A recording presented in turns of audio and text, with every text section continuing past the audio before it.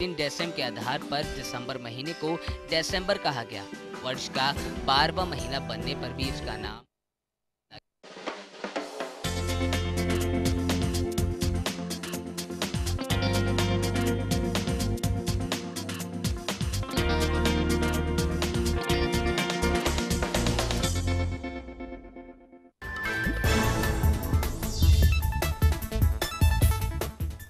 Iraq में अगवा सभी भारतीय सुरक्षित। विदेश मंत्री सुषमा स्वराज ने पंजाब के मुख्यमंत्री को दी जानकारी।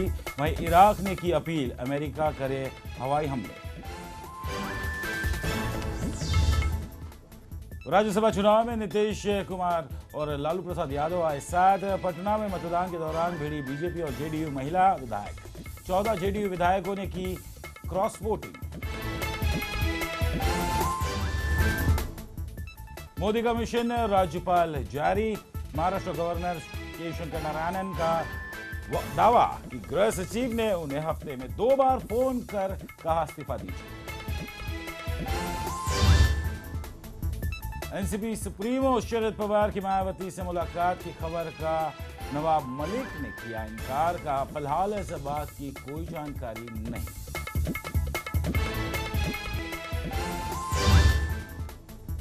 और शिवसेना का आज 48वां स्थापना दिवस।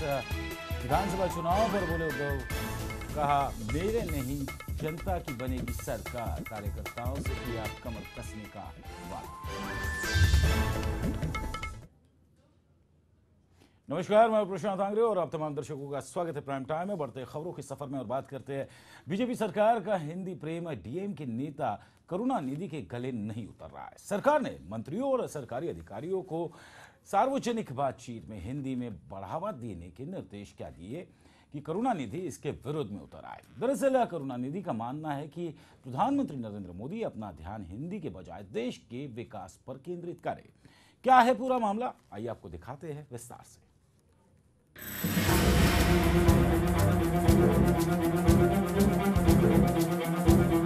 प्रधानमंत्री नरेंद्र मोदी ने पद संभालते ही राष्ट्रभाषा हिंदी के प्रचार प्रसार और उसे उचित स्थान दिलाने की दिशा में प्रयास तेज कर दिया है। मंत्रियों और सरकारी अधिकारियों को सार्वजनिक बातचीत में हिंदी को बढ़ावा देने के निर्देश दिए हैं, लेकिन मोदी का यह हिंदी प्रेम डीएम के प्रमुख करुणानिधि को रास नहीं आ रहा है। ताजा मामले में केंद्रीय गृह मंत्रालय ने अपने अफसरों को निर्देश दिया है कि वो फेसबुक और ट्विटर जैसी सोशल वेबसाइट पर हिंदी में ही लिखे।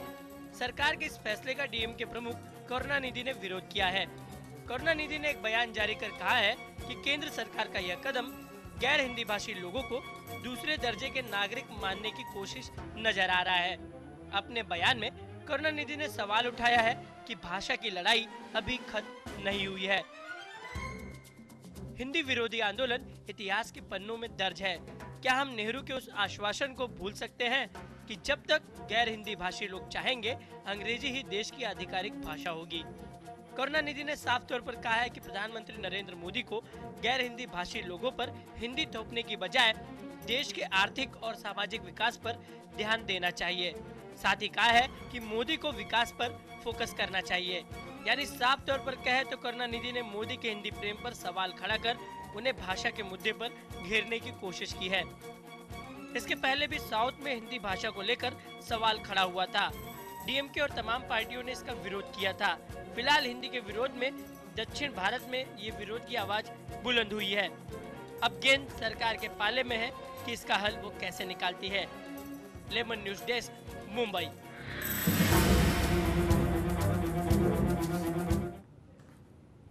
और बात करेंगे ग्लोबल पीस इंडेक्स की रैंकिंग में 162 देशों की सूची में भारत को 143वें स्थान पर रखा गया है। भारत को शांतिपूर्ण देश की सूची में इस बार 2 पायदान का नुकसान हुआ, तो वहीं हिंसाग्रस्त देशों की सूची में भारत टॉप 20 में शामिल हो चुका है। International think tank institute for economy की रिपोर्ट के मुताबिक भारत को पिछले साल हिंसा से निपटने के लिए तकरीबन 1.07 लाख करोड़ रुपए खर्च करने पड़े हैं, जो जीडीपी का 3% से ज्यादा है।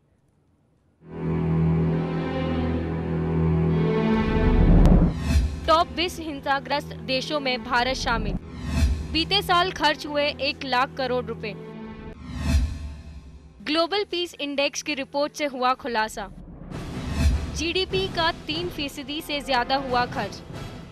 हाँ, भारत दुनिया के टॉप 20 हिंसाग्रस्त देशों में शामिल है और इस तरह की घटनाओं से निपटने से हमारी अर्थव्यवस्था को बीते साल 1 लाख करोड़ का रिपोर्ट लेमन न्यूज स्तर के एक अध्ययन में ये बात सामने आई है। ग्लोबल पीस इंडेक्स की रैंकिंग में 162 देशों की सूची में भारत को 143वें स्थान पर रखा गया है। पिछले साल के मुकाबले भारत को 2 रैंक का नुकसान हुआ है। आइसलैंड अब भी विश्व में सबसे शांतिपूर्ण देश बना हुआ है, जबकि सीरिया अफगानिस्तान को पछाड़कर सबसे ज्यादा हिंसा वाला देश बन गया है। International think tank institute for economics and peace की रिपोर्ट के मुताबिक भारत को पिछले 1 साल में हिंसा से निपटने के लिए लगभग 177 बिलियन डॉलर यानी 1.7 लाख करोड़ रुपए का खर्च करना पड़ा। ये रकम देश के जीडीपी का 3.6% है। रिपोर्ट में कहा गया है कि भारत आंतरिक और बाहरी दोनों स्तरों पर हिंसा की गंभीर समस्याओं से जूझ रहा है।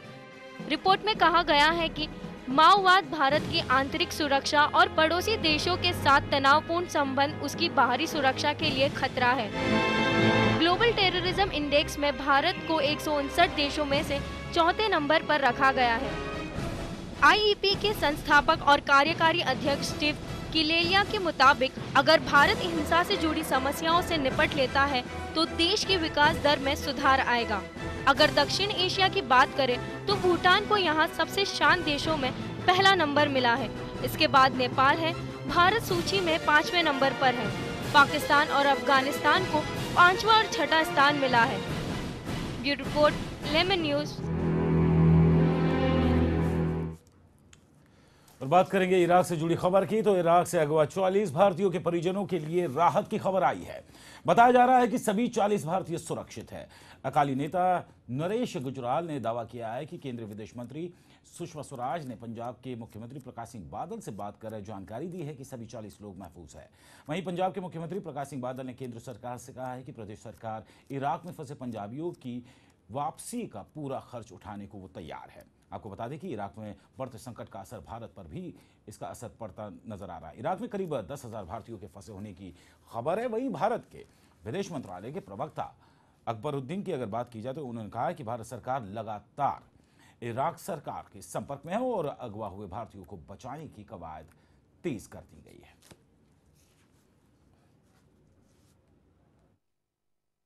इसके कारण हमारे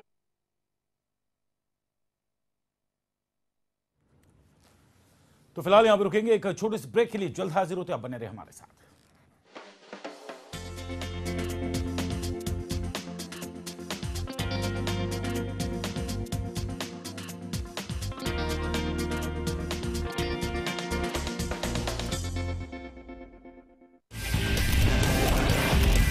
जो परसेंटेज ऑफ वोटिंग है ये बंपर माना जाए। मरते किसान और सोते सरकार। नमस्कार, मैं प्रशांत आंग्रे और आप तमाम दर्शकों का स्वागत है लेमन प्राइम टाइम हर रात 9 बजे। Global advertisers scaling new heights in outdoor media. Underworld की नब्ज पहचानता हूं मैं, हर गैंग के राज जानता हूं मैं। कहां से चलती है कंपनी, कैसे किया मुंबई पुलिस ने कंपनी को खल्लास, कौन चला रहा है माफिया नेटवर्क, इन सबकी खबरें देता हूं मैं। इन 22 सालों में गैंग वॉर मैंने देखे, गली के गुंडों को डॉन बनते मैंने देखा। लेमन न्यूज के क्राइम टीम रखेगी अपराध जगत पर पैनी नजर।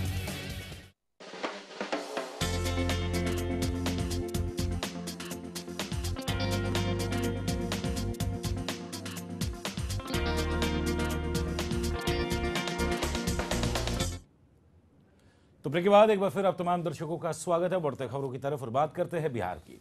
बिहार के सियासी गलियारों में नया ट्विस्ट आया है। आखिरकार नीतीश कुमार की तीर को लालू प्रसाद यादव की लालटेन का साथ मिल ही गया है। जहां राजद ने राज्यसभा उपचुनाव में जेडीयू के उम्मीदवारों का समर्थन किया है। राजद के 21 विधायक हैं। इनके समर्थन के बाद जेडीयू के दोनों उम्मीदवारों की जीत लगभग तय मानी जा रही थी, लेकिन पटना में मतदान के दौरान वोटिंग लाइन में लगी बीजेपी की भागीरथी देवी और जेडीयू की मंजू वर्मा आपस में भिड़ गए। इनके बीच जमकर नोकझोंक जरूर हुई। वहीं खबर आ रही है कि जेडीयू के करीब 14 विधायकों ने क्रॉस वोटिंग की है। उधर बीजेपी ने निर्दलीय उम्मीदवारों को समर्थन देने का ऐलान किया है, जिससे मुकाबला दिलचस्प हो गया है।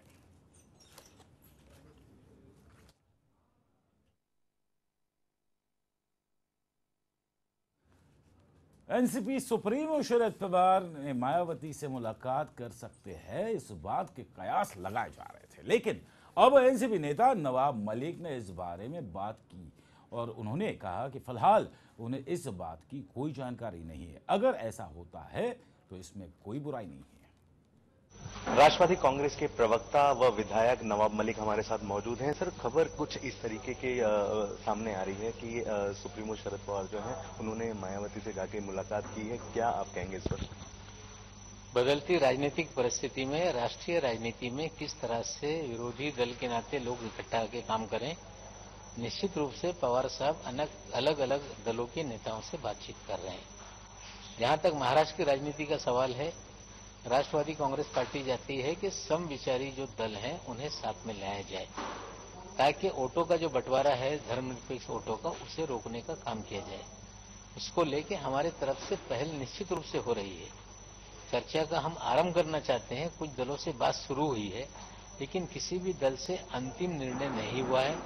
हम चाहते हैं कि छोटे छोटे दल जिनके सदस्य विधानसभा के अंदर हैं या ना है, लेकिन उनकी राजनीतिक पहचान या ताकत चाहे कम हो या ज्यादा हो, ऐसे सभी लोगों को हम साथ में लाना चाहते हैं। लेकिन किसी भी दल से अभी तक कोई फाइनल निर्णय लेने का ना उनके तरफ से कोई बात हुई है ना हमारे तरफ से, लेकिन ये बात सच है कि बहुत सारे दलों से हमारी चर्चाएं शुरू हैं। लेकिन क्या आप मान सकते हैं कि आगे चल के बीएसपी के साथ अलायंस हो सकती है एनसीपी पार्टी की?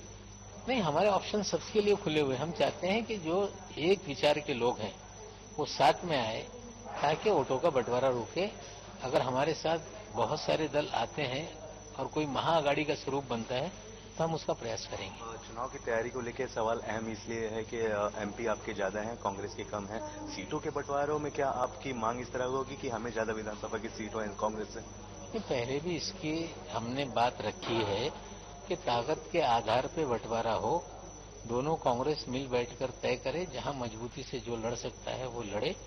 और भी हम चाहेंगे कि जो छोटे छोटे दल हैं जिनकी ताकत 3 है, 4 है, 2 है, विधानसभा में लोग हैं, तो ऐसे भी लोगों को साथ में लेंगे तो ताकत और बड़ी होगी। आखिरी सवाल कुछ इस तरीके का होगा कि शिवसेना की लगातार बैठक चल रही है, हमारा महाराष्ट्र भगवा महाराष्ट्र, इस तरह की बात चल रही है, इस पर एनसीपी की क्या भूमिका होगी? हमारा महाराष्ट्र सबका महाराष्ट्र, अगर किसी का अपना किसी ढंग का महाराष्ट्र होगा तो उनके अपने विचार हैं, लेकिन हम लोग फुले साहू अम्बेडकर के विचार को लेकर धर्मनिरपेक्षता हमारा एजेंडा है और उसी विचार से महाराष्ट्र हमेशा चलता है।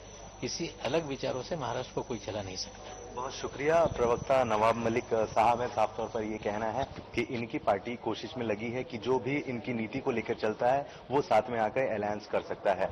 Dharmendra Dubey, lemon news, Mumbai. बात करेंगे सदी के महानायक अमिताभ बच्चन के जुहू स्थित बंगला जलसा के बाद हर रविवार उनके प्रशंसक यानी कि उनके फैंस की भीड़ जमा होती है, जिसकी वजह से वहां पूरा ट्रैफिक जाम हो जाता है। लोगों को काफी परेशानियों का सामना करना पड़ता है। इसे देखते हुए विलेपार्ले के कांग्रेस विधायक कृष्णा हेगड़े ने ट्रैफिक विभाग के जॉइंट कमिश्नर ऑफ पुलिस को खत लिखकर बिग बी के घर के बाहर बंदोबस्त लगाने की मांग की है। कांग्रेस विधायक कृष्णा हेगड़े हमारे साथ में हैं। 2 विभिन्न मांगे हैं उनकी, क्या कुछ है खास, ये जानने की कोशिश करते हैं। आपने बात की कि अमिताभ बच्चन के घर रविवार के दिन 4 के बाद 8 के पहले बहुत बड़ी संख्या में लोग जुटते हैं, उनके फैंस होते हैं, ट्रैफिक की समस्या होती है, क्या कुछ कहना चाहेंगे? अमिताभ बच्चन जी देश के बड़े सुपरस्टार है, बहुत एक सेलिब्रिटी है और उनके दर्शन लेने के लिए बहुत सारे लोग हजारों की संख्या में उनके घर के बाहर अभी से नहीं लेकिन बहुत सालों से आ रहे हैं। और जो हमारे कॉन्स्टिट्यूंसी के लोग हैं जो जू जाते हैं, जो जू से आते हैं, वहाँ पर ट्रैफिक जैम होता है और बहुत सारे लोगों को दिक्कत होती है। तो कई लोगों ने मुझसे कहा कि वहाँ पर ट्रैफिक पुलिस होना चाहिए। मैंने जो joint commissioner traffic Shri Upadhyay ji है उनको पत्र लिखा और मैंने कहा कि ऐसा एक प्रावधान होना चाहिए जहाँ पर ट्रैफिक कांस्टेबल हो या ट्रैफिक पुलिस हो वहाँ पर तैनात रहे सिर्फ रविवार और रविवार को 4 से 8 बजे तक, और जो हजारों की संख्या में लोग आते हैं उनको दिक्कत न हो, तो हजारों की संख्या में मोटरिस्ट जो गाड़ी चालक हो वाहन चालक हो वहाँ से गुजरते हैं उनको दिक्कत नहीं हो। नहीं तो क्योंकि अगर हजारों गाड़ी ट्रैफिक में वहाँ जम जाए, हजारों लोगों के बहुत सारे मैन आवर्स जो कहते हैं वो वेस्ट होता है, और अमिताभ बच्चन जी को भी दिक्कत नहीं हो, उनके फैंस को भी दिक्कत नहीं हो, सभी को एक सुविधा हो, इसके लिए मैंने ऐसा एक पत्र लिखा। इसके अलावा आपने जीवीके पे भी सवाल उठाया है, बहुत ज्यादा पैसे ले रहे हैं वो पार्किंग को लेकर के, जिससे परेशानी ये है कि सड़कों पर बाकी गाड़ियां पैसे ना दें वहां पर ज्यादा, इसलिए आगे खड़ी होती ट्रैफिक की समस्या है। इसे किस तरह से देखा आपने? देखिए जीवीके जो है वो हर बात में पैसे लेती है। अगर आप हवाई जहाज में सफर करो तो वहां पर भी हजारों रुपए आपके टिकट के उनके खाते में जाते हैं। आप आपके गाड़ी वहां पर पार्क करो तभी भी उनको पैसे मिलते हैं, और मुझे लगता है कि ये सही बात नहीं है। बिल्कुल, सबसे बड़ी समस्या मुंबई की ट्रैफिक को लेकर ही है, जिसके खिलाफ फिर से एक बार कांग्रेस के विधायक कृष्णा हेगड़े ने जो है अपना कदम उठाया। देखना जरूरी होगा कि किस तरीके से प्रतिसाद मिलता है। कैमरामैन कल्पेश के साथ धर्मेंद्र दुबे, लेमन न्यूज, मुंबई। तो फिलहाल यहाँ पे रुकेंगे एक छोटे से ब्रेक के लिए। जल्द हाजिर होते, आप बने रहे हमारे साथ।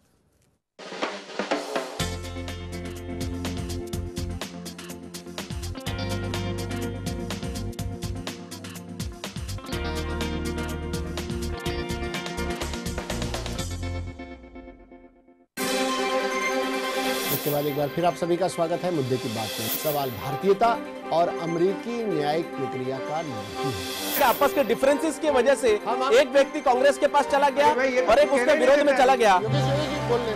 सलमान जी ये तो हमें बोलने नहीं दे रहे। आकंठ राजनीति में डूबे कुछ नेताओं ने इसमें भी अपनी रोटी सेकने का सामान इकट्ठा कर लिया है।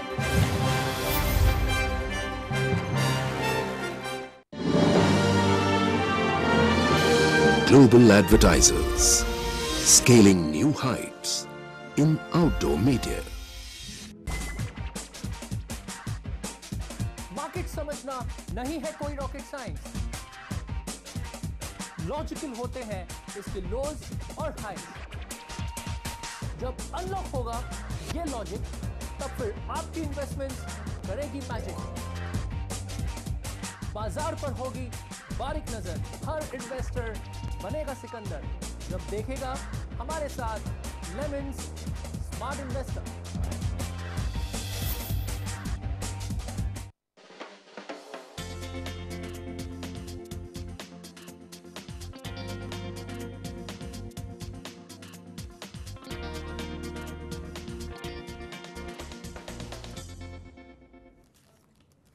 तो ब्रेक के बाद एक बार फिर आप तमाम दर्शकों का स्वागत है। बढ़ते खबरों की तरफ और बात करते हैं। विदर्भ ज्वाइंट एक्शन कमेटी ने उप मुख्यमंत्री अजित पवार को जय हो भ्रष्टाचार अवार्ड से सम्मानित किया है।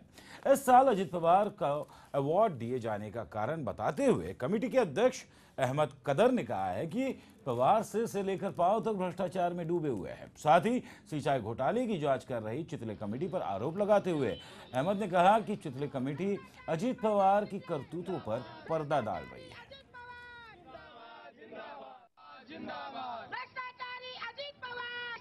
2010 से हमने ये अवार्ड देना शुरू किया।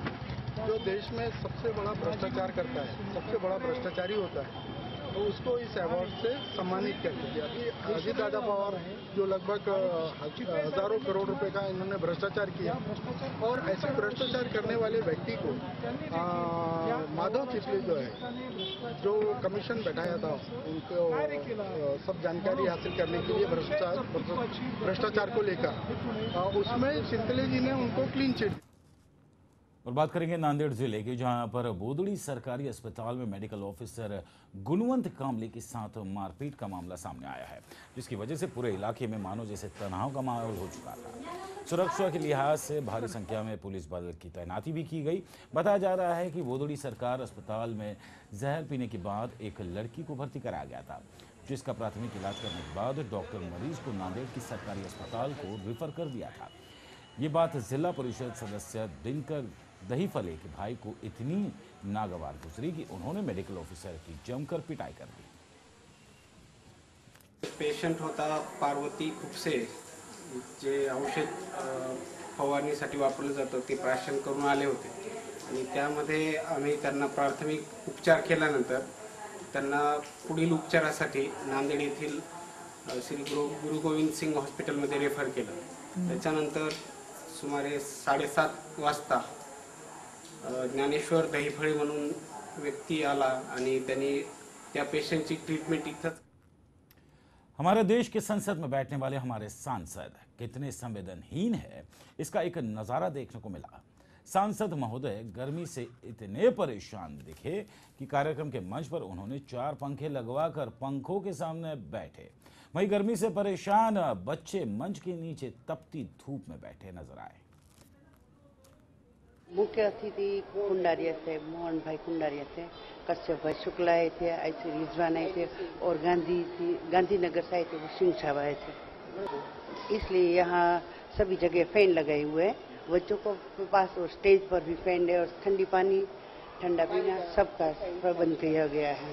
बच्चों को काफी गर्मी से त्रास हो रहा है तो इसके लिए नहीं 4 फैन है, स्टेज पे 4 फैन है और जो बच्चों बैठे वहाँ 6 फैन है दोनों साइड। तो आगे भी क्लास वगैरह में क्या ये सुविधा रहेगी? क्लास में तो सभी क्लास में 3-3 फैन ऑलरेडी है। मेरा नाम जयसर। गुजरात की मुख्यमंत्री आनंदी पटेल सूरत पहुंची, जहां उन्होंने प्रवेशोत्सव के एक कार्यक्रम में हिस्सा लिया। सूरत पहुंचने पर उनका जोरदार स्वागत किया गया। पूरे गुजरात में इन दिनों शालो उत्सव प्रवेशोत्सव हो रहा है। गुजरात की मुख्यमंत्री आनंदी पटेल ने कार्यक्रम में हिस्सा लेकर बच्चों का शिक्षा में प्रवेश कराया। इसी के साथ ही उन्होंने राज्य की सभी लड़कियों के लिए ब्लड टेस्ट की भी बात कही।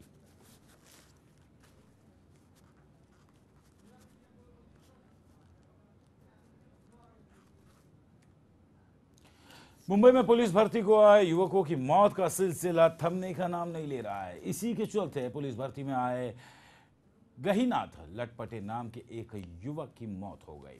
युवक को अस्पताल में भर्ती कराया गया, लेकिन वहां उसने दम तोड़ दिया। आपको बता दें कि युवक भर्ती के दौरान दौड़ करते हुए बेहोश हो गया था।